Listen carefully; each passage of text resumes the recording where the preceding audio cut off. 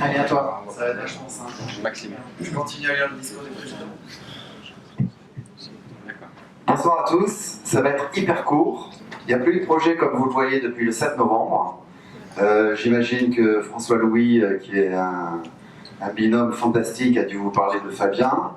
Donc le dernier projet du 7 novembre s'appelle Birdie Sense. Le nom taille, j'ai oublié, c'est comme Ossim ou Omsin, non comme ça. Omsin. Omsin. Donc la présentation a été faite à la cellule investisseur, c'était le 11 décembre. Fabien vit en France, donc il ne pouvait pas être là au mois de janvier. Et comme il y a une soirée à thème au mois de février, j'imagine qu'il n'y aura pas de place pour la présentation d'un projet, donc j'espère qu'il sera là au mois de mars. Comme il n'y a pas eu de projet depuis le 7 novembre, la cellule investisseur, en plus c'était un 4 janvier, donc j'ai demandé aux gens s'il y avait lieu de faire la soirée. Bien entendu, ça semblait un peu stupide, donc on a annulé la soirée puisqu'il n'y avait rien à se mettre sous la dent, si j'ose dire. La seule nouvelle, c'est qu'un projet qui n'est pas là, parce qu'il datait du mois de juin 2017 ou mai 2017, c'était le projet de Johan, Bangkok First Sale. Comme on vous l'a dit plusieurs fois au mois d'octobre, et j'imagine tu en as parlé au mois de décembre, on a quasiment finalisé le pacte d'actionnaires avec l'input de Johan. Et on attend une date. Au début, c'était le 8 janvier. Maintenant, on voudrait signer le 31. Il y avait 8 personnes qui étaient intéressées parmi la cellule investisseur. Et aujourd'hui, je ne sais pas si elles sont toujours intéressées, mais j'imagine que oui. Donc le projet va être bouclé, l'investissement fait au 31 janvier 2018. Voilà, c'est tout. Merci beaucoup. VEDAS, c'est le projet qui vous a été présenté au mois de décembre ici. Il y avait 3 personnes. Voilà, c'est celui-là qui était au début. Alors c'est un vieux titre que j'ai oublié de mettre à jour, mais à coup de pas.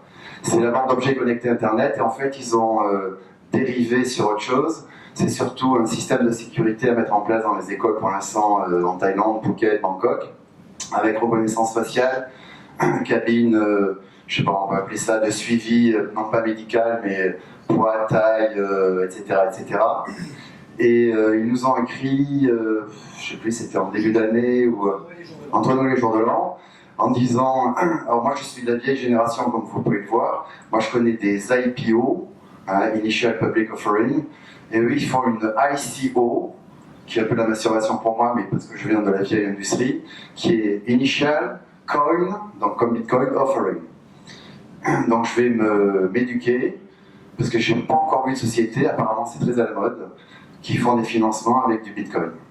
Donc on vous aidera plus. Néanmoins, ils ont quand même utilisé, en disant qu'ils espéraient lever, j'ai lu 10 fois, parce que j'ai dit qu'il a dû se tromper de devise, 3 millions de dollars, et moi je dis, pardon, 4. Et moi je disais 4 millions de bahts, et puis je dis non, il y a bien marqué US dollars. Donc ils espèrent lever 4 millions de dollars en Bitcoin. Voilà. Merci Richard. La petite particularité quand même sur l'ICO qu'ils sont en train de mener, c'est pas en Bitcoin, c'est qu'ils créent leur propre crypto-monnaie. Ils créent leur propre crypto-monnaie qu'ils destinent à être l'outil de transaction entre étudiants et écoles.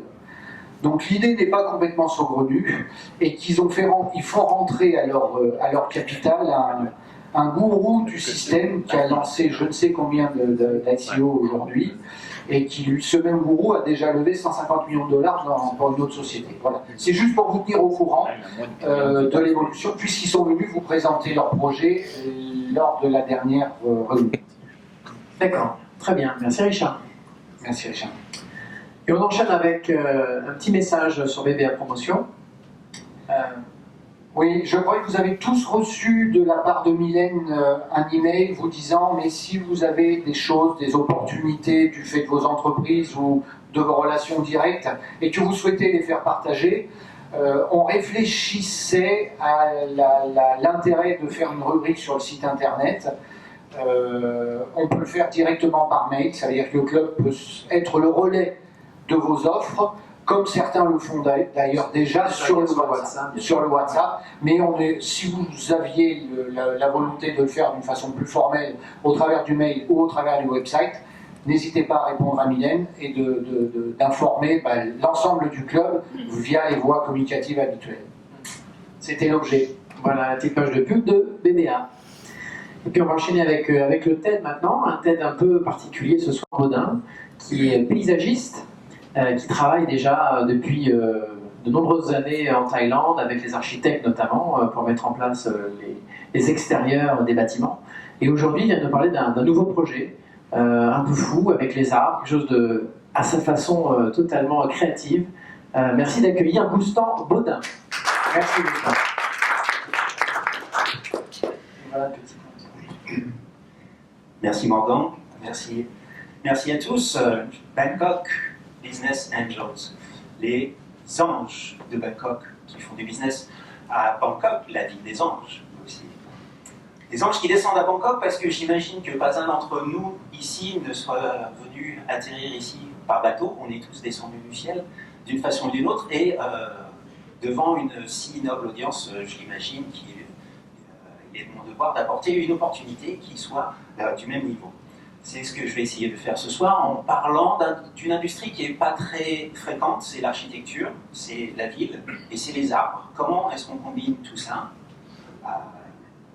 Comment est-ce qu'on essaye de répondre aux challenges de notre époque? Donc je me suis lancé dans une aventure, j'ai quitté les bureaux, j'ai quitté les architectes pour suivre cette idée en laquelle je crois et c'est celle que je vais vous présenter ce soir.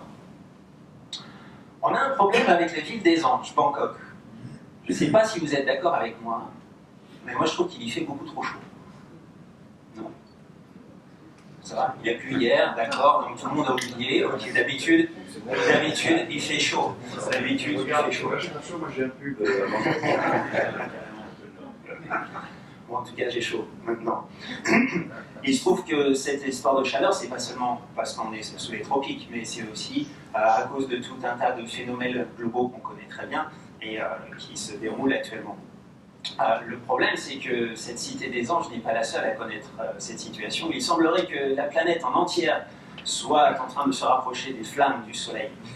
C'est pas tout à fait l'enfer, mais enfin bon, quand on est un ange et qu'on voit ce qui se passe à travers le globe, on se dit peut-être qu'il y a quelque chose à faire, non? En tout cas, moi, c'est l'aventure que j'ai décidé d'entreprendre. C'est que, étant paysagiste, je travaille avec les arbres, et les arbres ont quelques capacités extraordinaires qui peuvent nous aider à faire face aux défis qu'on connaît très bien, les problèmes du climat, les problèmes de biodiversité, et les problèmes qui nous attendent aussi d'approvisionnement en ressources. Parce que ces arbres-là, qui habitent sur la planète depuis 350 millions d'années, ont cette capacité de contrôler le climat. C'est eux qui l'ont plus ou moins stabilisé, ce qui a permis à notre civilisation de se développer. Nous, à côté des Homo sapiens, on n'a que 40 000 ans. On est des petits joueurs.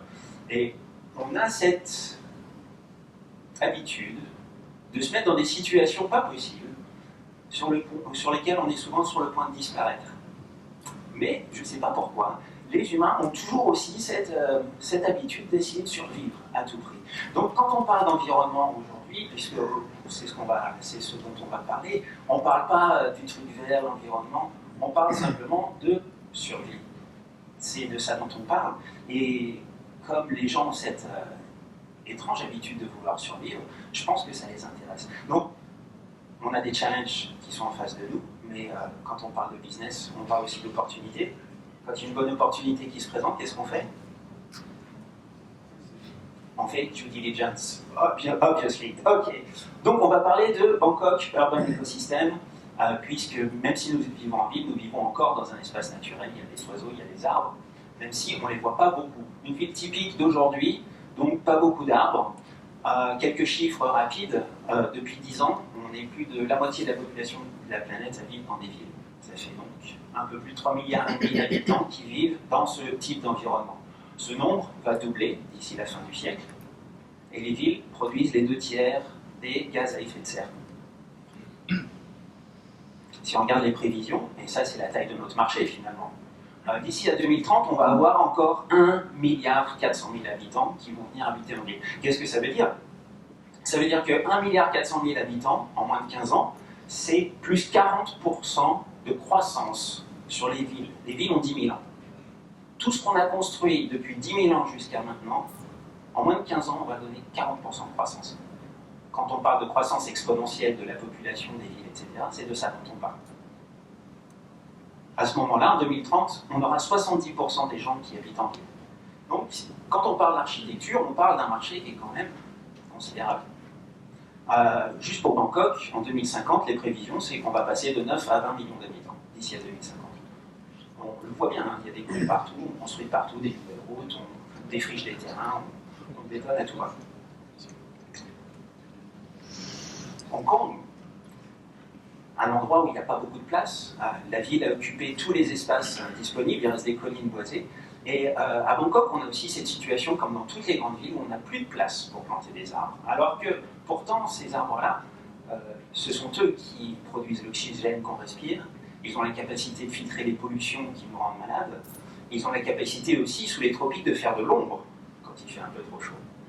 Donc, même dans Hong Kong, même dans des endroits urbains comme Bangkok, là où la terre est tellement chère qu'on n'a plus de place de planter les arbres, moi je dis on a encore de la place pour planter les arbres, c'est dans le ciel. En tant qu'ange, on connaît bien, on arrive un petit peu d'en haut, on voit ça, je ne dis pas que les anges se perchent sur les arbres, mais en tout cas on est suffisamment informé pour avoir une vision d'ensemble. Et on a des arbres qui poussent quand même, comme ça, des renégats, qui le font tout seuls, ça c'est un ficus, un banyan. Ce sont les arbres que je veux utiliser, puisqu'ils ont cette capacité à vouloir pousser partout, même aujourd'hui dans les conditions les plus invraisemblables. Donc pourquoi pas utiliser cette capacité, incroyable à vouloir pousser partout sur des structures créées par les hommes, à notre profit. L'idée de construire avec des arbres, comme ça, une peau sur des bâtiments pour leur faire de l'ombre, est intéressant à plusieurs domaines. Bon, d'une part, on va économiser de l'énergie. Quand on fait de l'ombre alors qu'il fait chaud, on économise de l'énergie, on réduit la température localement, mais surtout on augmente la valeur du patrimoine real estate, en français, j'ai oublié comment on dit, j'ai plus l'habitude en français. Immobilier, voilà, merci beaucoup. Autre chose, par exemple, qui intéresse beaucoup les hôtels, 5 et 6 étoiles, qui s'installent souvent en bord de mer, en Thaïlande, il y a des régulations qui font qu'on ne peut pas construire sur des terrains dont la pente dépasse un certain nombre de degrés. On ne peut pas construire quand on fait le EIA, l'Environmental Impact Assessment, on n'a pas le droit de construire sur ces terrains puisqu'on va les bétonner. Par contre, si on construit avec des arbres, là on n'a plus de limite. On a accès à des terrains qui aujourd'hui n'ont aucune valeur parce qu'ils ne sont pas constructibles, mais si on construit avec les arbres, je ne vois pas pourquoi l'IAE refuserait de nous laisser planter des arbres sur un terrain. Au contraire, ils aiment bien ça. Donc on donne accès aussi à toute une sorte de terrains qui sont aujourd'hui pas utilisables et qu'on peut développer. Voilà. Autre chose, puisqu'on parle de green power, donc tout ce qui est vert, on entend souvent que c'est une trend, c'est une tendance. La tendance à vouloir survivre, pour l'instant, elle est très forte. Moi, j'appelle ça du power plutôt. Entre le green power et l'effet design de quelqu'un qui fait du design avec des arbres, qui lui donne une forme contemporaine, l'effet wow, comme on dit, ici, on a le potentiel d'obtenir quelque chose qui soit viral, tant en tant que vidéo, mais en tant que produit aussi. Donc, voilà. Qu'est-ce qu'il y a d'autre? Il y a aussi quelque chose de simple, c'est qu'ici on parle d'une low-tech. On ne parle pas de téléphone, on ne parle pas d'application, on parle d'arbres. Mais il y a un truc, c'est que les arbres ont besoin de presque rien pour vivre. Donc, on sait qu'on a des soucis à venir avec certaines ressources, par exemple le sable. Et pour construire des villes, pour construire du béton, on a besoin de sable. Quand on construit avec des arbres, on n'en a pas besoin. Donc ici aussi, on a une opportunité de créer quelque chose qui soit sustainable, qui soit soutenable, et non pas seulement au sens économique, qui a pris ce terme à l'environnement, mais au sens soutenable, qui dure pendant très longtemps. Un business qui ne soit pas dépendant de pénurie d'une ressource ou d'une autre, puisque pour faire pousser un arbre, qu'est-ce qu'il faut? 3 petites gouttes d'eau, beaucoup d'amour, et puis un architecte paysagiste, bien entendu. Voilà. Alors, l'idée que je veux vous présenter ce soir, c'est en un mot, un terme que je ne peux pas utiliser pour des raisons de copyright, bien entendu, mais ça aide à comprendre tout à fait de quoi il s'agit. Il s'agit de faire des briques en arbre, d'en faire beaucoup en même temps, et de les assembler de la forme qui nous intéresse. La forme qui nous intéresse, ça peut être une canopée sur un espace public, par exemple, ça peut être dans un jardin aussi. Je vous donnerai plus d'exemples un petit peu plus tard. Bon, une fois que ces briques sont installées ensemble, elles se soudent les unes aux autres. Je vous épargne les aspects techniques de tout ça. C'est un concept, tu l'as déjà fait. Pour l'instant, c'est un concept, mais d'autres l'ont déjà fait. On va parler de la faisabilité dans une petite seconde. Et une fois que ces briques se sont soudées et sont devenues un seul arbre ensemble, on peut choisir de les laisser pousser ou au contraire de les maintenir à la forme voulue en les taillant, en taillant les nouvelles branches. Ce que je veux faire avec ça, c'est de rendre la construction en arbre si simple qu'un enfant pourrait le faire, puisque c'est comme avec un Lego. Quand on a une grosse boîte de Lego, on peut faire ce qu'on veut avec et c'est pas très compliqué. Voilà. L'idée étant de produire des panneaux, étant de produire des briques faits en arbre et que ce soit suffisamment simple pour que quand on en ait besoin, on s'arrête avec son pick-up chez GoPro ou l'équivalent local, on remplit son pick-up, on rentre chez soi, on installe. Voilà. Ça, c'est l'idée. Ça peut ressembler à un panneau. On en a aussi sur le côté de la salle, vous voyez des panneaux qui ont une certaine pattern, qui ont un certain motif, des panneaux de cette dimension, faits en arbre, vivant, qu'on installe où on en a besoin. Ça peut être un effet obtenu. Ça, c'est un temple qui est à côté de Bangkok, à 1h30 d'ici. Voilà, bon. Évidemment, il faut qu'on design ça un petit peu plus propre, parce que sinon, en tant qu'architecte, mes copains architectes, vous me tombez dessus. L'idée, c'est qu'aujourd'hui, pour commencer, j'ai besoin d'un espace, faire une pépinière pour continuer d'expérimenter, et bien sûr faire des prototypes. Faire des prototypes sur les projets architecturaux, sur les produits architecturaux qui prendront un peu plus de temps à développer. L'idée, c'est de pouvoir lancer ça dans une dizaine d'années. D'ici là, je pense qu'on peut travailler sur des produits en B2C qui sont beaucoup plus simples. Par exemple, faire des chaises avec ces arbres-là. Il y a toute une série de produits dont je pourrais parler plus en détail un moment pour rendre cette idée, pour commencer à créer un revenu le plus tôt possible.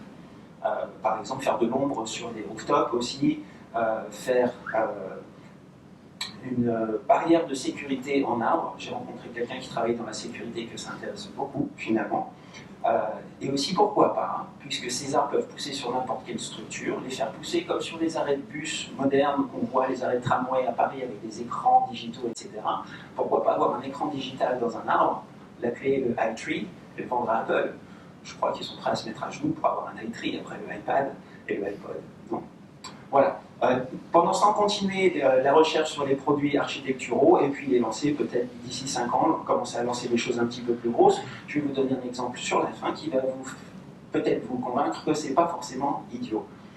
Et puis à terme, lancer ça sur la plus grande échelle. Alors, est-ce que c'est faisable? Très bonne question, Richard. Petite seconde. Ça fait 20 ans que je travaille en tant que paysagiste à divers degrés, de la construction, du grattage de cailloux par terre à coups de râteau jusqu'à l'ordinateur AutoCAD en mode avancé en travaillant sur des hôtels 6 étoiles. Avec un râteau, tu sais, sur le... J'ai essayé parce que mais non, ça n'a pas marché. Ça n'a pas marché, ni l'ordinateur dans le jardin, ça ne marche pas très bien non plus. Il faut savoir choisir.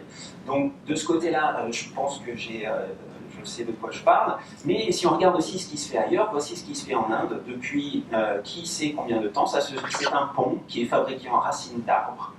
Ce sont les arbres qu'on a en Thaïlande, au fait. C'est exactement les arbres qui poussaient tout à l'heure sur Hong Kong, c'est les banyans. Il y a toute une série, on a à peu près 12 espèces qu'on peut utiliser en Thaïlande. Il y en a dans toutes les tropiques.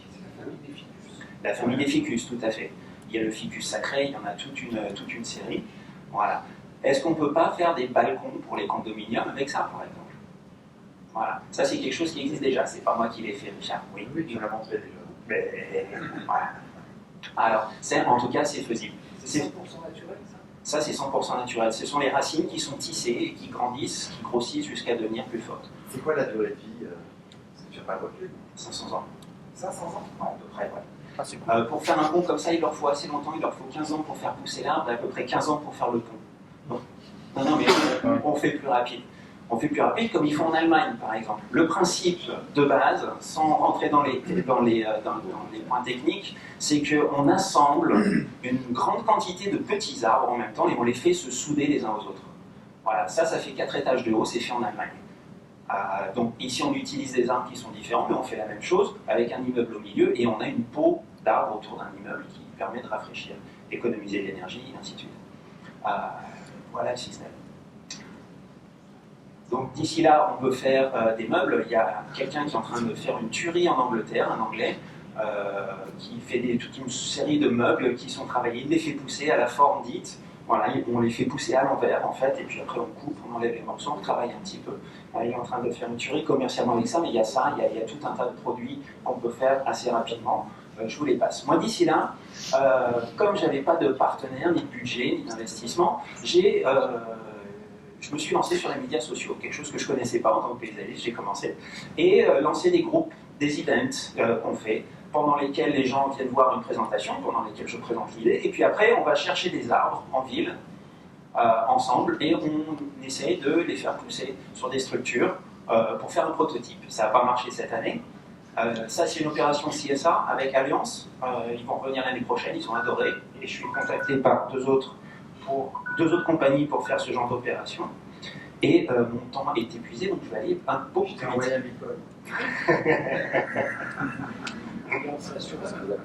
Alliance Assureur, ouais. Leurs services IT ils sont ici. Donc ça, c'est que des gens IT qui viennent faire du jardinage pendant une journée, ils ont adoré ça. C'est une stimulation personnelle, c'est pas dans un objectif propre à la compagnie. Non, bah, c'est du leadership, c'est du team building. Ouais.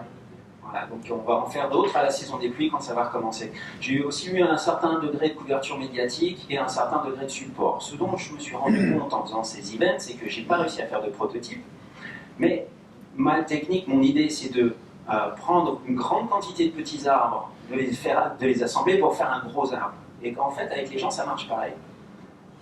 Je me suis rendu compte qu'il y a plein de gens qui viennent à mes events et qui ont tous cette même croyance qu'il faut faire quelque chose et qu'on a quelque chose à faire et que finalement, c'est pas si difficile quand on commence à mettre les mains dedans. On n'a pas besoin d'attendre que les gouvernements s'y mettent, mais que si on le fait tous ensemble à petite échelle, on peut faire quelque chose. Et donc, on peut aussi rassembler les arbres, rassembler les gens autour d'une idée en une communauté. Donc quand je viens aujourd'hui, je ne suis pas vraiment tout seul. Même si malheureusement, je n'ai pas encore de partenaire, mais on peut en avoir une liste infinie. Je vais passer ça, mais enfin on peut travailler avec des architectes, avec des universités, aussi sur le plan gouvernemental, puisqu'il y a beaucoup de crédits qui sont débloqués pour lutter contre les gaz à effet de serre et ce genre de choses. Donc il y a des sous-sous à prendre là-bas. Très rapidement, je pense qu'on a une opportunité qui est phénoménale puisque le marché est immense, que le temps est là et qu'il y a des budgets qui sont consacrés pour ce genre de produits. L'opportunité, c'est qu'on n'a pas de compétition, pas sous les tropiques. Les Allemands sont en Allemagne, ils font leur truc avec leurs arbres. Ici, sous les tropiques, à part les Indiens qui font pousser leurs ponts, on est tout seul à vouloir penser ça en termes d'entrepreneuriat. Mon gros problème, c'est que pour l'instant, je suis tout seul. J'ai besoin de trouver des cofondeurs. Je ne sais pas comment on dit ça en français, mais enfin, quelqu'un qui a l'expérience en business et en marketing, là où malheureusement je ne suis pas très fort. Pour l'instant, je paye en passion. Je paye en passion. Ça, c'est la nouvelle cryptocurrency, c'est la passion. C'est une aventure. Je veux vous inviter, en tout cas vous ou quelqu'un dans votre réseau, à venir me rejoindre, parce que c'est une aventure qui est surprenante, évidemment. On ne sait pas où ça va pour l'instant. Je sais qu'on y va. Je vous invite à regarder mon TED Talk que j'ai fait en Inde, bien sûr. Je vais vous donner mon nom à la fin de mon email, Goussan. Je vous invite à le regarder, il y a plus de détails sur le côté technique et les intérêts qu'ont les arbres. Par contre, ce qui était intéressant, c'est qu'après le TED Talk, on m'a mis en relation avec le maire de la ville, ça s'appelle Commissioner en Inde. C'est le maire d'une ville de 2 millions d'habitants, que je ne connaissais pas, Coimbatore. D'accord. Ce gars-là, c'est un docteur, il est aussi entrepreneur social. Et quand les organisateurs nous ont arrangé un rendez-vous de 15 minutes, quand je l'ai pitché en 15 minutes, 5 minutes de pitch, 5 minutes de discussion et 5 minutes de proposition, il m'a dit, ouais, allons-y, parce que nous, on est en train de faire une piste cyclable de 30 km de long. 30 km de long, elle n'est même pas encore faite, on est juste au stade de planning et les gens commencent déjà à dire, mais il fait trop chaud, ça ne va pas marcher votre truc. Et pourquoi pas faire une canopée avec de l'ombre, avec des arbres, au-dessus d'une piste cyclable. Donc on parle de chantier de cette taille-là, on ne parle pas simplement de plantes à mettre chez mémé, on peut faire ça aussi, on peut faire des très jolis petits hypertrips, mais on peut aussi faire des projets de cette taille-là, moi c'est ça qui m'intéresse. Ce genre de projet, par exemple en Inde, il y a Smart Cities, c'est une organisation qui cherche à promouvoir des solutions intelligentes pour la ville, qui ont des budgets qui sont conséquents. Et je pense que si on arrive à faire ça à Coimbatore avec ce monsieur, on va avoir des primes dans Smart Cities, on va être très très bien vu. Donc c'est ce genre de projet qui peut être autofinancé par des fonds gouvernementaux et dont on peut profiter tant sur le plan je pense, pécunier, que sur le plan aussi personnel. Puisque quand on s'attaque aux grands défis de ce siècle, finalement, du 21e siècle, qui vont être de survivre en tant qu'humanité, en gardant autant de notre humanité que l'on pourra, pourquoi pas se lancer dans l'aventure. Donc, si vous voulez en savoir plus, je gratte des chiffres depuis un moment pour savoir de combien d'argent j'ai besoin et de quoi j'ai besoin, etc. Donc, c'est pas la place ici, on n'a pas le temps. Peut-être devant la cellule investissement du club, je sais pas.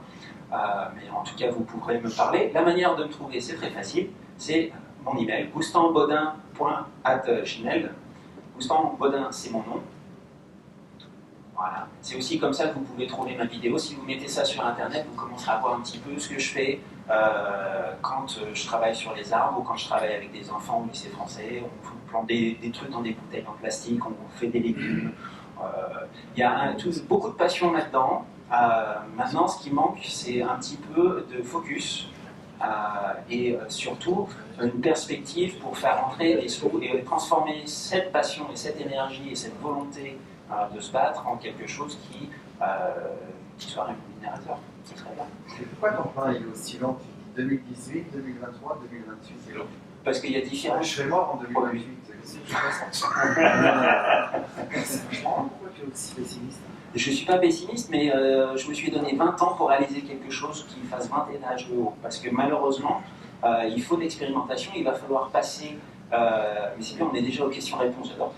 Il va falloir passer, par exemple, certaines réglementations. Pour l'instant, c'est un truc qui serait impossible à faire en Europe ou aux États-Unis parce qu'il y a tellement de réglementations, on nous dirait niet tout de suite. Alors qu'en Thaïlande, on a la chance de pouvoir expérimenter avec ce truc-là. Ce que j'insinue, c'est que... Est-ce que tu peux faire n'importe quoi en fait? Pour l'instant, à peu près. En tout cas, expérimenter. En tout cas, expérimenter. Ce que je clame en ton modèle, c'est justement tout ce qui est innovant, c'est génial. Ouais. Néanmoins, quand tu t'adresses surtout aux pays occidentaux européens avec des nouveaux concepts, Ouais.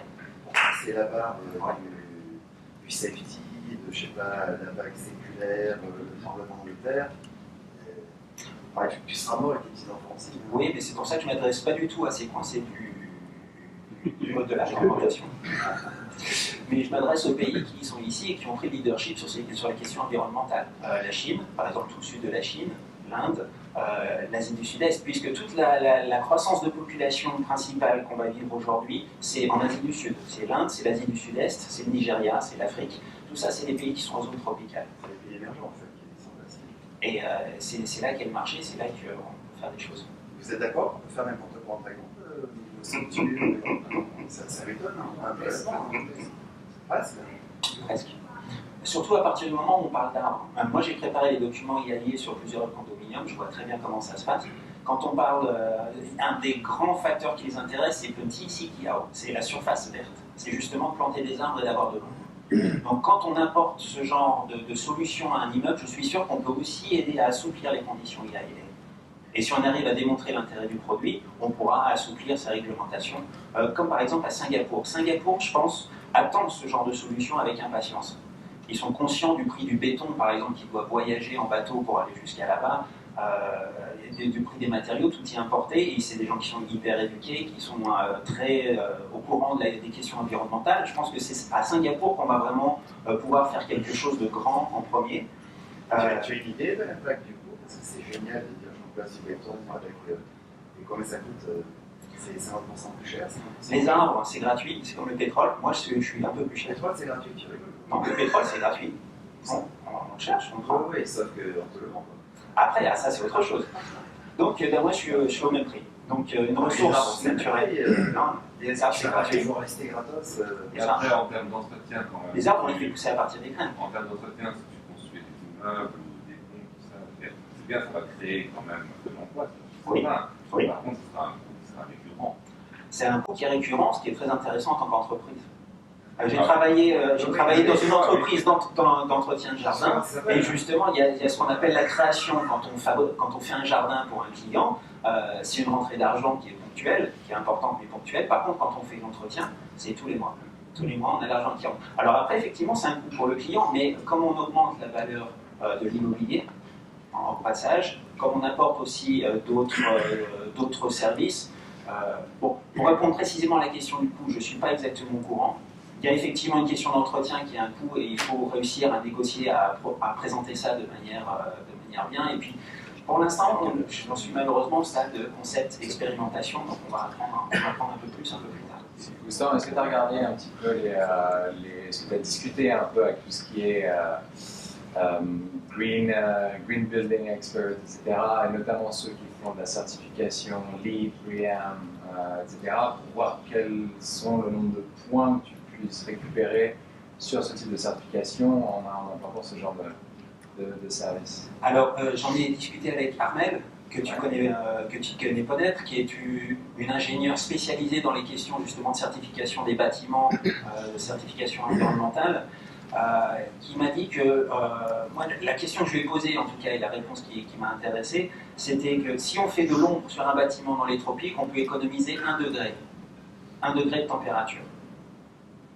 Donc 1 degré, ça représente une certaine quantité de clim, ça représente une certaine quantité d'énergie, ça on peut quantifier, on peut savoir combien on peut économiser avec 1 degré de diminution de température. Tu veux pas proposer à Trump? À qui? Trump. Non, mais il est dans la zone qui ne m'intéresse pas. C'est pour les Allemands. Je vais aller voir les gros cabinets. La technologie que tu évoques au tout début de ta présentation, notamment cette notion de brique, c'est quelque chose qui existe. Ça veut dire qu'on va conditionner l'arbre en forme de brique, que ce soit sur la base de ficus ou de la famille des ficus ou autre. Oui. Ça veut dire que cette variété-là est capable de se connecter et qui est un morceau devient une racine d'un côté, devient des feuilles de l'autre. Tout à fait.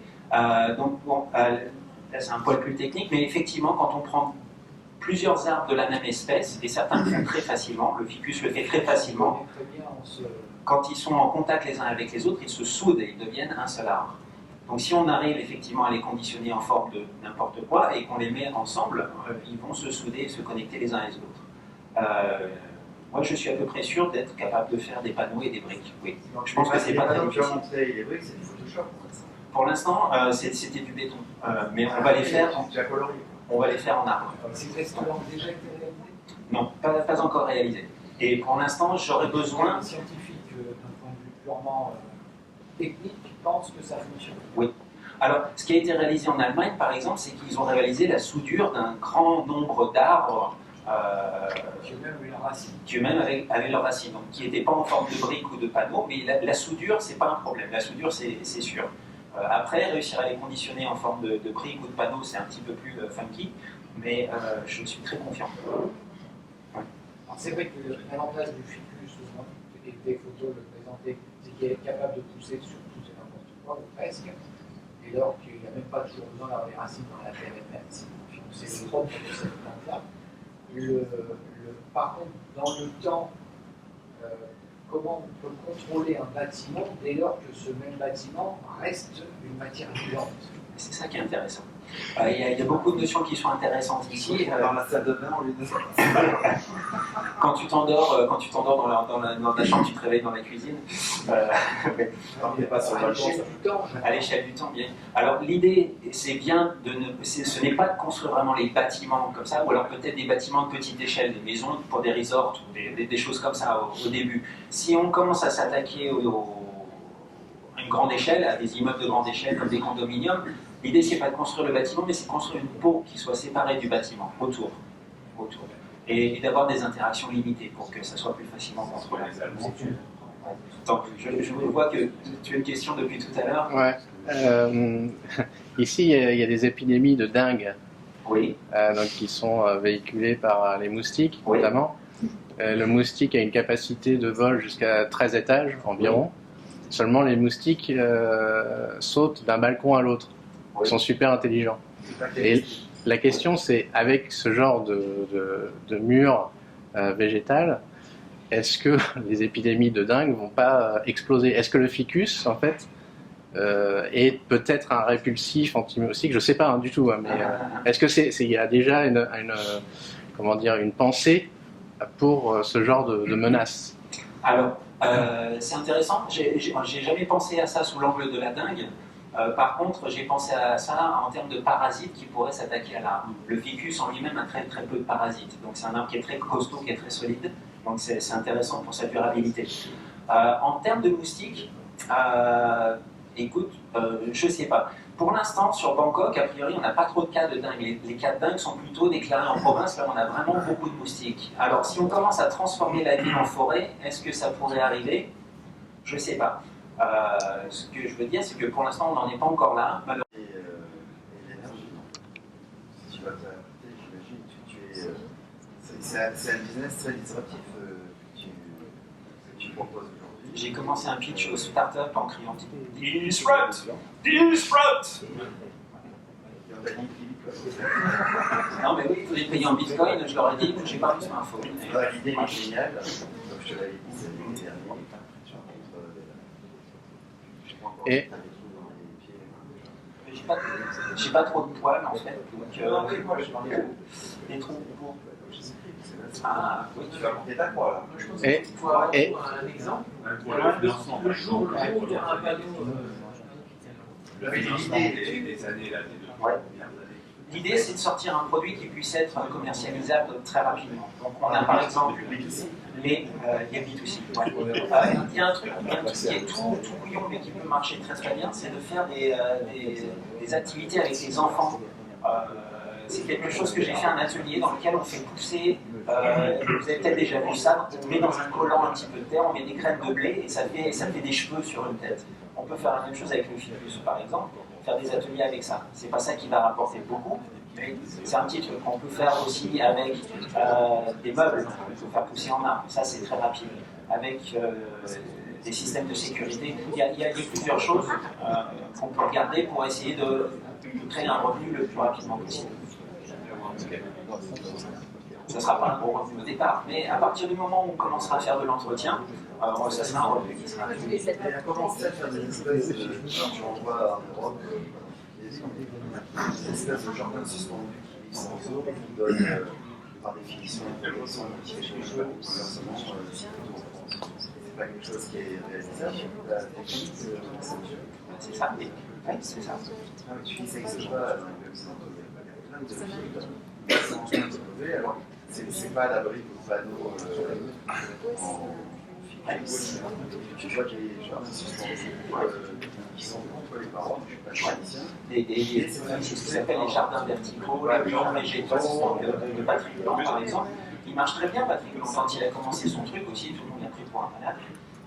Il y a 100 et quelques années, quand Corbusier a commencé à dire on va construire avec du béton, il a été pris pour un malade aussi. Tout le monde lui a dit mais c'est horrible ce que vous faites, c'est horrible ce que vous proposez. Et aujourd'hui, on ne se rappelle même pas de la difficulté conceptuelle qu'il y a à construire en béton. Parce que mine de rien, on prend des montagnes qu'on explose, qu'on réduit en poussière très très fine, qu'on fait cuire, et qu'on déplace ensuite là où on veut les reconstituer sous une chambre. Je suis d'accord avec toi, mais quand on est le seul à avoir raison dans le monde, c'est vachement difficile. Ce qu'il y a, c'est que je ne suis pas tout seul, c'est ça le truc. C'est une question de transition.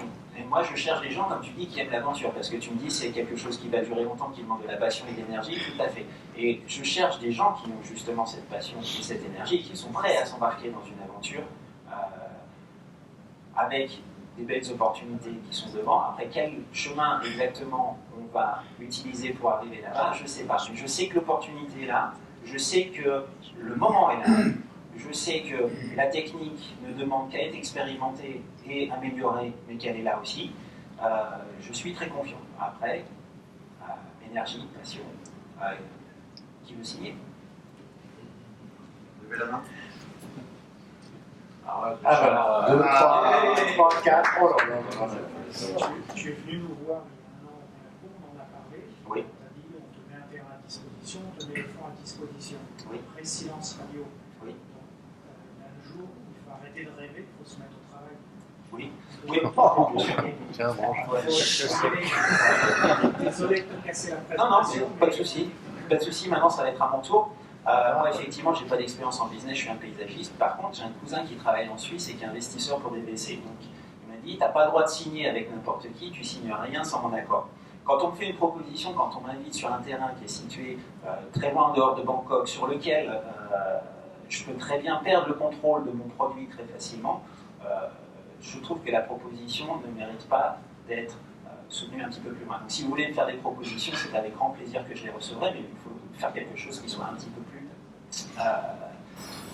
comment dire, sécurisant pour mon produit. Parce que c'est quand même quelque chose auquel je tiens. La passion que j'ai ici, elle est réelle. Et donc, c'est pas quelque chose que je suis prêt à laisser partir facilement pour quelques autres. Donc, je ne mets pas en cause votre volonté de faire ça. Mais ce qu'il y a, c'est qu'il y a cette possibilité qui était, à mon sens, beaucoup trop forte d'avoir ça. Donc, faire piquer les biens. Ouais, tout simplement. Donc, j'avais rencontré Franck Fougère, donc, que vous connaissez bien il y a quelques années, qui m'avait donné quelques conseils.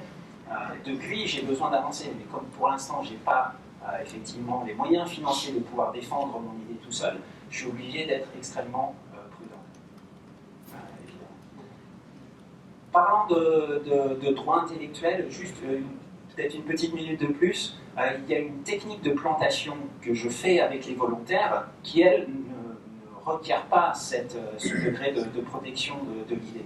Ça, c'est quelque chose, au contraire, je veux que ça soit fait en open source pour que ça soit partagé et que ça soit expérimenté par différents gens qui ont cette même passion à travers le monde pour qu'ils puissent essayer, qu'on puisse apprendre ensemble, apprendre plus sur ce projet. Je pense aussi que c'est un bon vecteur qui permet de répandre cette idée et qui permet de lui donner une certaine viralité.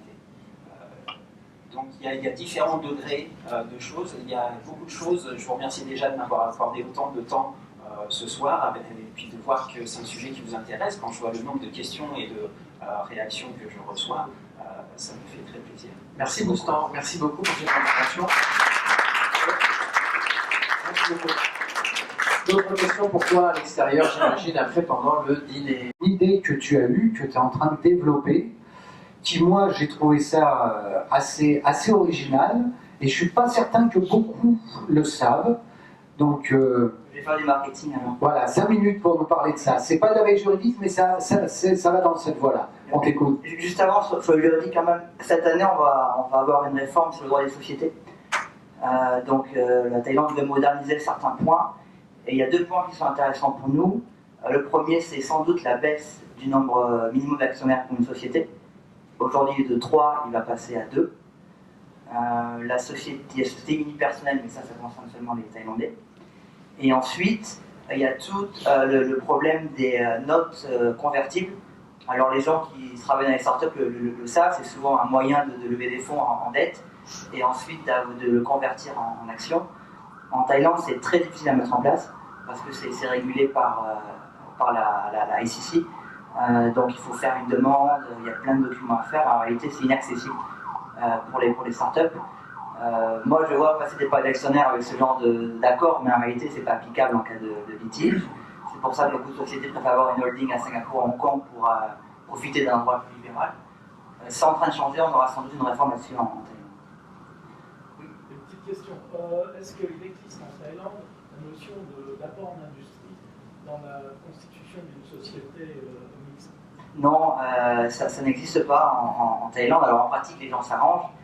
Mais quand on crée une société, chaque actionnaire est censé participer au capital en fonction du nombre de parts qu'il veut avoir. Après, voilà. Alors après, les gens s'arrangent entre eux, mais le droit des sociétés en Thaïlande ne parle pas cet apport à l'industrie, qui en effet en France est extrêmement utilisé. Mais les gens s'arrangent entre eux, donc de fait, c'est pas un problème. Oui, donc moi, certains d'entre vous me connaissent. J'étais avocat pour un cabinet qui s'appelait Lopus pendant presque 3 ans ici. On servait beaucoup de clients internationaux. Et j'avais une petite frustration sur la façon dont les cabinets facturent leurs clients. On travaille beaucoup au taux horaire, qui pour moi est plus pertinent, parce que l'avocat doit être capable d'estimer le travail à l'avance pour donner plus de transparence aux clients. Et ensuite, on a des process qui prennent du temps, on recommence à chaque fois. On n'apprend pas des cas passés, donc il y a beaucoup de temps qui est perdu, mais à la fin, le client paye. Donc à la limite, pourquoi changer? Donc j'ai voulu changer un petit peu ça et j'ai créé la première plateforme juridique en ligne en Thaïlande, qui s'appelle le Pilose. Pour ceux qui veulent avoir plus d'informations, vous pouvez me voir ensuite. Donc l'idée, c'est de prendre les avocats des grands cabinets et de les connecter avec les clients. Donc les clients font une demande en ligne de service, et ensuite les avocats thaïlandais qualifiés qui ont la compétence dans ce domaine-là vont discuter avec le client, faire une offre, et le client compare. Toutes les offres ont les mêmes conditions, tous les prix sont fixés à l'avance, le paiement se fait en ligne, toute la partie administrative, la signature de l'aide d'engagement, la facturation, tout est généré automatiquement en ligne, de façon à ce que l'avocat puisse facturer tout seul, et surtout ne soit payé que pour du juridique. Donc j'ai démissionné, bien sûr. Non, non. J'ai démissionné et je suis à plein temps dessus. C'est une boîte qui a le BOI, parce que le BOI a estimé que voilà, c'était les lawyers 4.0. C'est comme ça que je leur ai vendu. Et j'ai un associé avec ça, donc certains d'entre vous le connaissent peut-être, c'est Julien Chalté, qui a une grande crédibilité dans le digital. Il avait créé Why You Want il y a 5 ans, qui a été la première grosse start-up e-commerce dans le fashion en Thaïlande. Il avait levé 4 millions de dollars pour sa start-up à l'époque où la Thaïlande n'était pas encore vraiment sous les projecteurs pour les startups. Il a ensuite rejoint Line, c'est le head of e-commerce de Line maintenant. Et c'est mon associé là-dessus. Donc il apporte la crédibilité digitale et moi je m'occupe du juridique. Donc voilà, donc n'hésitez pas à demander, à consulter, les demandes de devis sont gratuites. Et à partir de là, vous voyez si c'est intéressant. Donc c'est en ligne. Hein. Tu vois jamais le client, c'est vraiment. Alors si justement, donc on facilite l'accès à l'avocat. Le client, au lieu d'avoir 10 cabinets, il fait une demande une seule fois. Et ensuite, évidemment, la première demande, en général, elle n'est pas assez précise. Donc l'avocat, sur la plateforme, il y a un chat. Donc les personnes communiquent via le chat. Ils peuvent s'appeler, ils peuvent se rencontrer pour déterminer le travail à faire. Mais ensuite, les deux vont... l'avocat va faire son devis via la plateforme. Dans votre profession, la notion de risque n'existe pas. Vous avez une obligation de moyens, pas une obligation de résultat, je crois. Alors pour le juridique, ça dépend. Sur les actes particuliers, il y a une obligation de résultat, mais sur les conseils, c'est une obligation de moyens. Donc, je veux dire, comparer des différents tarifs, c'est assez difficile, c'est assez délicat. En fonction de la personne, en fait, il y a différentes choses. Si un client va de lui-même voir plusieurs cabinets, il va avoir plusieurs offres avec des conditions différentes. Donc c'est très dur de comparer les devis d'avocats. C'est facile parce qu'il y a des choses qui sont fixées, d'autres moins. Il y a des cabinets qui vont faire, d'autres qui vont considérer que c'est évident qu'on va le faire. C'est très dur. Là, toutes les offres ont le même format. Et la différence de prix se fait en fonction de l'avocat. L'avocat a son profil, il a son expertise, il a son expérience. Donc un avocat qui a son expérience aura sans doute une cotation plus faible qu'un avocat qui a 10 ans, et les personnes sont adultes, elles savent que l'avocat qui a 4 ans, il peut être bien pour un second directeur, on ne va peut-être pas lui confier ça à mener. Donc après, c'est à chacun de voir, et les avocats sont notés à la fin, donc les gens peuvent aussi consulter les notations, de façon à avoir l'avocat qui correspond au type de travail. Tu as fédéré beaucoup d'avocats pour commencer ton... Pour l'instant, on a 5 avocats, et j'ai eu des feedbacks très positifs, parce que les... En fait, ce qui se passe, c'est qu'en réalité, les avocats, c'est nos amis. En Thaïlande, des cabinets ont souvent des prix comparables aux cabinets européens, alors que les avocats sont très peu payés. Et il suffit à un avocat d'avoir 4 ou 5 dossiers parfois pour gagner son salaire. Donc il y a des gens qui ont évidemment besoin d'avoir un partenaire qui est là pour assurer, pour faire la relation. Mais il y a plein de choses où on pourrait passer directement avec l'avocat. Pour l'instant, tu es en intermédiation. Tu as prévu d'avoir aussi des actes préétablis avec des relectures, des actes automatiques qu'on créerait via la plateforme, oui, sans passer par un expert juridique ou un avocat, il sera en back-office, donc on verra. Alors en back-office, il y a des process qu'on est en train de travailler à améliorer justement pour générer automatiquement des documents, mais ce sera toujours revu par un avocat. Parce que la plateforme, elle n'a pas le droit de faire du juridique, donc il faut qu'un avocat qualifié revoie. Mais on pourra les avoir directement. Oui. Ta source de revenus, c'est commission-based. Oui. Et comment tu es sûr que tu ne te fais pas bypasser, on va dire, entre guillemets? Alors là-dessus, il y a deux choses. Bon, les avocats, je les choisis, donc c'est limité. On a plein d'éléments pour voir les devis, les rencontres avec les clients, et ensuite on se rendra bien compte s'il y a des avocats qui ne jouent pas le jeu. L'intérêt pour nous, c'est de leur amener suffisamment d'activités pour qu'ils aient plus de risques à prendre en prenant un client hors de la plateforme donc continuer à travailler avec lui sur la plateforme. Et la plateforme facilite tout ce qui sera comptabilité pour eux aussi. En Thaïlande, il y a quand même un certain nombre d'actes qui sont qualifiés de juridiques, mais qui n'ont rien de réellement juridique. Enfin, en tout état de cause, qui ne demandent pas l'intervention d'un avocat. Est-ce que ça veut dire que pour création de société ou changement de directeur, etc., qui peuvent être faits par le commun des mortels, si tant est qu'ils savent le faire, tu as dans ta database des gens qui seraient des comptables ou des gens comme ça également? Alors on est en train de mettre en place la comptabilité. Pas pour la comptabilité, mais simplement pour les actes juridiques autour de la société. Oui. Alors évidemment, on pourrait prendre des non-avocats, mais nous, on préfère prendre des avocats. Donc sur notre plateforme, les gens qui interviennent dessus ont tous leur licence d'avocat thaïlandaise. Ils ont tous au moins 4 ans d'expérience. C'est un gage de qualité. Et ça concerne les cas commerciaux, les cas privés, droit, enfin, tous les domaines du droit. On a vraiment tout. Un gros focus sur le corporate. On a 4 avocats qui font tout ce qui est création de société, changement de directeur, transfert d'actions, les contrats commerciaux, voire permis de visa, bien évidemment. On a aussi 2 avocats pour la partie contentieuse. Il y a beaucoup de cabinets qui révisent de le faire, donc tout ce qui est contentieux civil, contentieux criminel, avec pareil des prix fixes, c'est l'intérêt. Il y a une consultation à la police, il y a un dépôt à faire. L'avocat va faire un devis fixe pour aller à la police faire la déposition.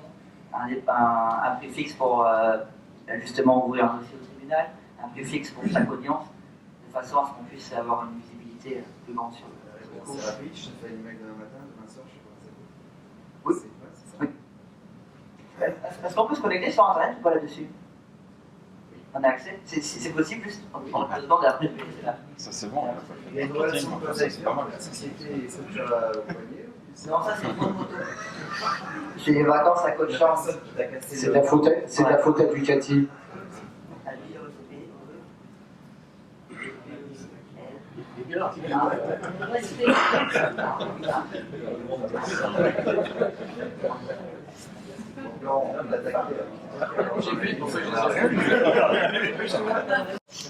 Voilà, c'est dit. On clique, on rentre une information, on rend les détails, et ensuite on est connecté, on a un dashboard, et là-dessus on peut monitorer toute la relation avec l'avocat. Ça veut dire que les avocats partenaires ont directement accès aussi au dashboard de... Exactement, ils ont un dashboard différent pour avocats. Et la différence, c'est que les avocats qui ont une expérience en droit de la famille, par exemple, ou en droit criminel, ils pourront seulement avoir accès aux demandes de dossiers en droit criminel en droit de la famille. Donc on connecte expert à expert. J'aimerais pas qu'il y ait plein d'avocats en Thaïlande, c'est ce que je ferais. J'envoie 10 000 demandes par jour pour se faire payer le décision. Non, parce qu'il y a plein de moyens de voir au niveau des... Il n'y a que toi, Richard. Mais chez Visionant, c'est mal. Il va le faire 10 000 fois. On a... Il y a Philippe qui est là, donc qui connaît bien la technique. On a Claude Fer, on a une façon aussi de voir les IP. Enfin, il y a ce genre de choses en fait. Puis les avocats en général, c'est pas les plus doués sur ces systèmes. Sinon, il y aurait longtemps qui auraient utilisé ça en Thaïlande. Non, c'est vrai. Non, ce qui est important, c'est la sécurité des données. Et donc voilà. Donc on va laisser voir ensuite si ça avait des questions. Super. Est-ce que ça existe déjà dans d'autres... Oui, il y a d'autres pays qui ont des systèmes, pas exactement le même chose, mais il y a des systèmes similaires qui existent. En France notamment, il y a plus d'une centaine de sociétés dans la legal tech. Sur ces 2 dernières années, ça a vraiment explosé, mais personne ne fait ça ici. Génial, bravo. Merci.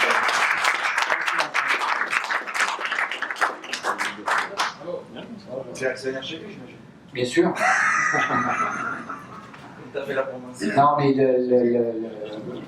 Franck n'étant pas là, et c'était l'opportunité de présenter aussi l'activité de nos membres, surtout quand ça a un caractère innovant et que ça peut apporter quelque chose à tout le monde. Donc c'était l'intérêt. Merci d'avoir...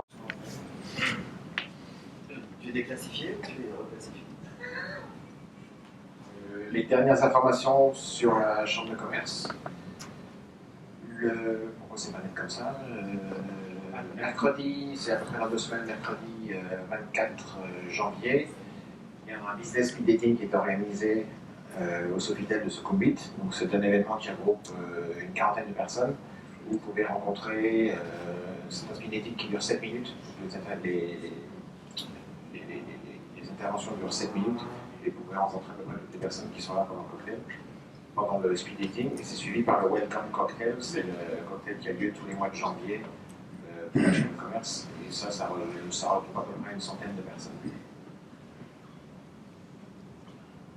Et puis, le 8 février, au Sheraton, il y a un petit déjeuner qui est organisé par le comité HR de la Chambre de commerce, donc les relations humaines.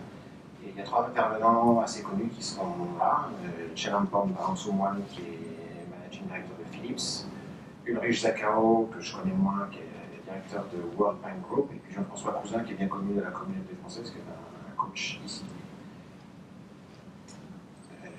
Voilà, c'est tout. Et puis, l'événement suivant, je te laisse le présenter. Oui, je suis un des animateurs du comité de durabilité de la Chambre de commerce. On a organisé en juin dernier un événement d'une demi-journée avec 15 initiatives et projets d'innovation sociale et environnementale qui contribuent à la performance et à la profitabilité de l'entreprise. Et ça a été un certain succès. Il y a eu 200 participants et beaucoup d'engouement. Parmi les intervenants, il y avait 3 membres de BBA, Thomas, Benjamin et Mathieu. Et cette année, on a décidé de le faire de manière plus ambitieuse et plus large. Donc on fait un appel à projet, un appel à présentation.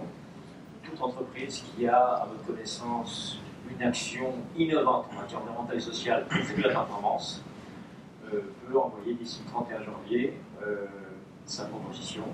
C'est la 2e édition. Donc cette année, on imagine pouvoir avoir des débats et des initiatives et des présentations sur, par exemple, l'efficacité énergétique, sur l'économie circulaire, sur l'organisation collaborative, les green tech, les impact tech, etc. Donc on a pas mal d'idées, mais on veut que ce soit vraiment le meilleur de ce qui peut se trouver à Bangkok, d'actions réalisées en matière environnementale et sociale et qui contribuent à la performance. Et donc, il y a un site dédié que j'ai envoyé sur WhatsApp, sur lequel il y a la proposition de présenter votre projet. Et après, il y aura une sélection et je pense à l'événement de qualité en mois de mai. Voilà. Merci.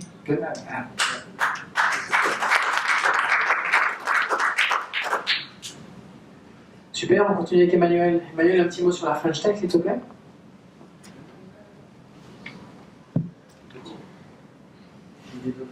Bonsoir. Dans un petit mot, le bonsoir, c'était j'allais m'en aller. Donc, le précédent événement, c'était en décembre, c'était Payments et Cryptocurrency, je vous en ai déjà parlé. J'ai raté. C'était blindé, Richard. Il y avait du monde dans les escaliers. Très gros succès, un gros événement. Honnêtement, Vincent, tu étais là-bas? Ouais. C'était incroyable, exactement. Non, mais c'est vrai. J'ai tout compris et on a découvert des experts qui étaient en bonus et qui vont parler, enfin qui vont faire des workshops. C'est juste super intéressant. Je vais en parler dans la prochaine slide.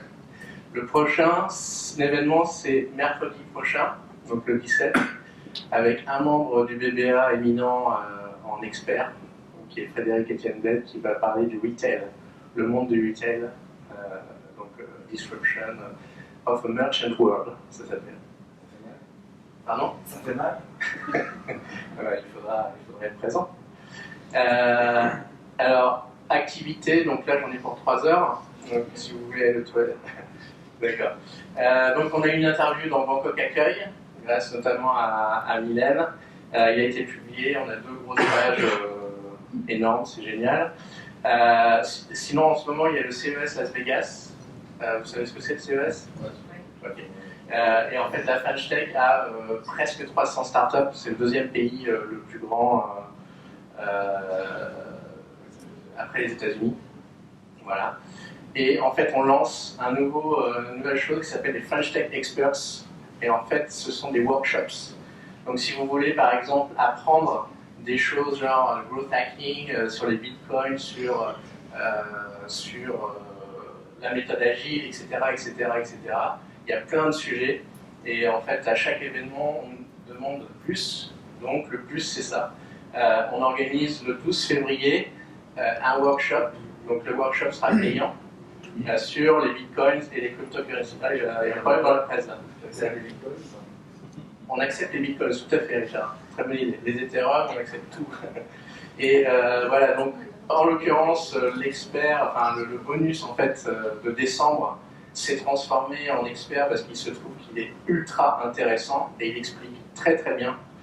Donc si vous êtes intéressé, vous me contactez, vous contactez Elodie. Voilà, c'est 1450 balles, ça dure 2 heures, et pour les membres du BBA, on fait 10%. Voilà. Donc si vous voulez tout connaître, c'est le moment, c'est vraiment une opportunité. C'est en français ou en anglais? C'est en anglais. Mais ça va, c'est d'anglais soft. Comme pour les blockchains? Non. C'est le blockchain. Non, par contre, perdu à plusieurs. non, mais le blockchain, par contre, Maxime l'explique très très très bien. C'est un des meilleurs vulgarisateurs que j'ai vu dans le monde des cryptocurrencies, qui est assez obscur. Donc vraiment, n'hésitez pas, c'est un workshop, donc vous allez apprendre, et en plus, vous pouvez poser des questions, etc. Et c'est très pragmatique. C'est-à-dire qu'il va vous expliquer d'abord la base. Donc ma grand-mère peut comprendre la base à la fin. Elle a 84 ans. Et il y aura des genres de travaux pratiques comme ouvrir un wallet, un portefeuille digital et commencer à acheter, vendre, etc. Emmanuel, on peut ouvrir un wallet en 2 heures? Le wallet, tu l'ouvres en 20 minutes. Ouais. 5 minutes si tu es en France, 20 minutes en Thaïlande. Ce qu'il faut préciser, ce qui prend du temps, en fait, c'est l'ouverture du compte sur un échange avec le KYC et ensuite le transfert d'argent. Et c'est là qu'ensuite on commence à trader. Alors en fait, ce qui prend du temps, c'est d'arriver à faire comprendre au système qu'on est en France. Ouais, voilà, c'est ça, parce qu'il y a des Donc on a une adresse en France, parce qu'en fait en Thaïlande, en tout cas pour une application, je ne vais pas faire le workshop là, mais pour une application qui s'appelle Coinbase, qui est vraiment ultra facile à utiliser. La Thaïlande en fait n'est pas un pays reconnu pour le trade de Bitcoin, de cryptocurrency, etc. Et donc en fait il y a une authentification à faire depuis votre ordinateur avec un papier, avec un passeport, comme quoi vous êtes vraiment français. Et après en fait vous pouvez payer par credit card, donc par carte de débit, crédit, etc. Et pour les plus gros transferts, là c'est du transfert en SEPA, et là il y a une limite à 9 000 €, et ils augmentent au fur et à mesure. Donc c'est très simple vraiment. Donc voilà, donc workshop, vulgarisation, si vous voulez tout connaître, c'est le lundi 12 février de 18h30 à 20h30, et vous avez un super tarif pour les membres du BBA. Merci Emmanuel.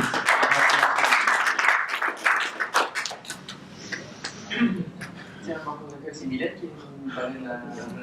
Oui, mais Mylène n'est pas là ce soir parce qu'elle nous a pas abandonné, mais laissé un petit peu seule ce soir parce qu'elle s'est fait mal aux pieds. Alors, on ne sait pas si c'est en ski, en mobilette ou je sais pas quoi, mais elle a le pied plâtré.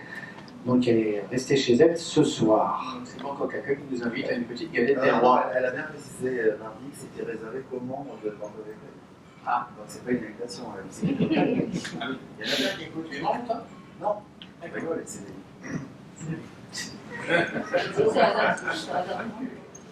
Ok. Et bien alors c'est terminé pour ce soir. Merci à vous tous. Voilà les dates de nos prochaines réunions. Et puis Alexia, c'est un petit buffet parce qu'on a tout fait. Je ne dis pas l'avril. Avril, on ne sait pas encore, on hésite encore parce qu'il y a son crâne et on est en train de voir au niveau des dates pour que ça colle avec nos emplois du temps parce qu'on sait qu'on va tous aller s'arroser. Morgan, moi j'ai quand même envie parce que Thomas dans son allocution a quand même dit qu'il allait y avoir des surprises dans les semaines à venir et que je crois qu'il faudrait quand même à tout le monde leur dire un petit peu plus ce qu'on envisage de faire la prochaine fois. Si tu veux. Peut-être pas dans le détail, on va vous laisser découvrir des choses, mais au moins faire saliver un petit peu pour leur donner envie de venir. Non, mais une des idées, c'est essayer d'alterner un petit peu, c'est de créer de la diversité. On parlait de biodiversité, ben là c'est de la diversité, que toutes les réunions ne soient pas sur le même modèle, au même endroit. Et donc essayer qu'une fois sur deux, on aille ailleurs, on se délocalise et qu'on aille sur un autre format aussi. Donc là on est en train de réfléchir sur un format pour le mois de février qui ne serait donc pas au Pullman, mais ailleurs, sur Sukhumvit, avec une idée qui nous vient de François Louis d'ailleurs, et qui est excellente, qui est plus le café philosophique, c'est-à-dire un sujet, tous avec la parole pour s'exprimer, poser des questions, et puis débattre, et une personne qui l'anime, un expert en quelque sorte, Donc, on vous en saurez plus sur l'email qui va venir sur la prochaine soirée, mais sachez que donc la prochaine qui est le mois de février, parce que c'est pas le 12, c'est le 9 février, je crois, le deuxième jeudi de février. C'est pas 8 8, exactement. 8 février sur ce Succumbit. Attention, regardez vos emails. Donc un nouveau format et on est en train déjà de réfléchir à ce qui va se passer ensuite en avril et en juin pour tout simplement qu'on ait des nouvelles choses et qu'on fasse un peu avec l'envie d'aller chez un des membres aussi si c'est possible. Enfin plein de choses à faire. Voilà. Donc rassurez-vous, on ne va pas parler de philosophie, c'est pas le but, mais c'est le format, même si ça pourra en intéresser certains, bien évidemment. Le but est d'ouvrir le débat et qu'il y ait une intervention, une interaction entre les différentes personnes, avec vos serviteurs qui essaieront d'animer un petit peu les choses, mais surtout un expert qui alimentera le sujet, et sur un sujet qui sera autour de l'entreprise et dans l'air du temps, mais vous en saurez plus dans un avenir très très proche, normalement, très bientôt. Et que pour le mois d'avril également, on est en train de réfléchir à quelque chose qui n'a jamais été fait au sein de BBA encore. Mais là, on ne vous en dit pas plus, mais ça se passera vraisemblablement chez un de nos membres et qu'on essaiera de faire un format qui soit à la hauteur de ce que représente le mois d'avril en Thaïlande, à savoir quelque chose de très festif. Voilà. Sur ce, bon appétit. Merci à tous.